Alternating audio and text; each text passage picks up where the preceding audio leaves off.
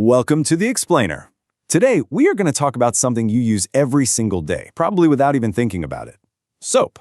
Yeah, it seems pretty basic, but the way it actually cleans is, well, it's a fascinating little piece of chemistry. So let's just jump right in with a question that gets to the absolute core of the problem. You've got greasy hands, right? Why can't you just rinse them under the tap and be done with it? Turns out the answer is all about some very simple, very fundamental chemistry. And it really all comes down to one basic rule you've probably learned in school. Oil and water do not mix. It's just not going to happen.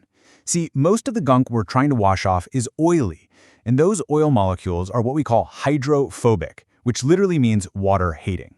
Water molecules, on the other hand, are polar, and they're way more attracted to each other than they are to oil, so they just form these two separate layers.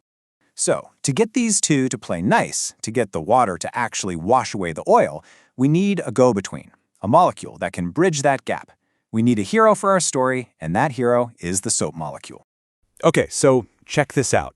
This is the soap molecule. It kind of looks like a tadpole, right? And that unique shape is the key to everything. It gives the molecule what you could call a split personality. It's a special kind of molecule that scientists call amphiphilic, which is just a fancy way of saying it has two different feelings about water. So one part of it is the hydrophilic head. You know, hydro for water, philic for loving. This head has a little electrical charge which makes it super attracted to water molecules. It dissolves in water, no problem. But then you've got the other part, this long hydrophobic tail. Phobic, of course, means fearing. This end is water-fearing. It's a long chain of hydrocarbons that gets pushed away by water. But, and this is key, it is fantastic at grabbing onto other things that hate water, like oil and grease. So here's the most important thing to get.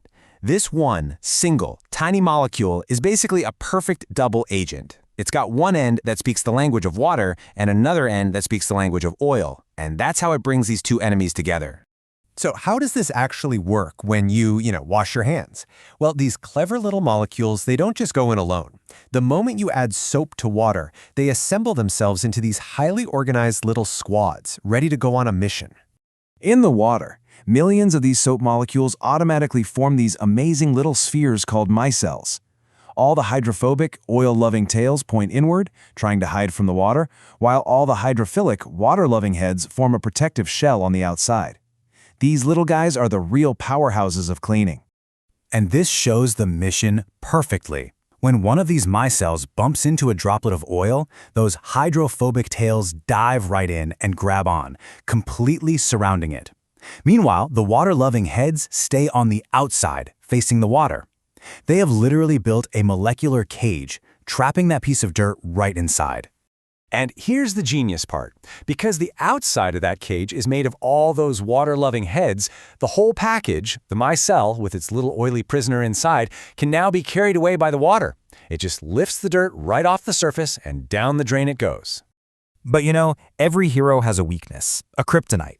And for our amazing soap molecule, its arch nemesis is something a lot of us have coming right out of our taps: hard water. Now, hard water isn't bad for you or anything. It's just water that has a lot of dissolved minerals in it, especially calcium and magnesium ions.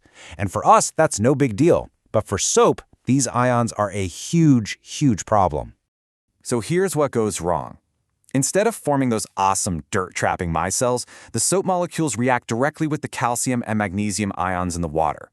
And that reaction creates something totally different, a sticky, insoluble gunk that we all know as soap scum. And this soap scum is just the worst. It doesn't clean anything. As this research points out, it just sticks to your clothes, it leaves that ring around the bathtub, and it wastes all the soap molecules that were supposed to be out there fighting grime. The entire mission gets sabotaged. And you can see this mission failure clear as day in lab tests. I mean, just look at this data. In soft water, soap makes tons of foam and cleans really well. But as the water gets harder and harder, the cleaning power just plummets. And the visual proof is pretty striking, isn't it? On the left, you've got a cloth washed in soft water. It's almost perfectly clean. But as the water gets harder, the soap just can't do its job, and the stain is left behind. It's really simple. The cleaner the water, the better the soap works. So, let's wrap this all up. Oil and water can't stand each other. Soap comes in as the perfect mediator with its split personality molecule. These molecules build these incredible little cages called micelles to trap dirt, so water can just wash it all away. The only thing that can stop it, hard water, which creates that useless soap scum and ruins the whole plan. So the next time you lather up your hands, just take a second and remember what's actually going on. You are launching millions and millions of tiny molecular missions, all working together to capture dirt and wash it away. It's such a simple act, but it's an amazing display of chemistry in action. And it kind of makes you wonder, right? What other scientific marvels are hiding in plain sight all around us?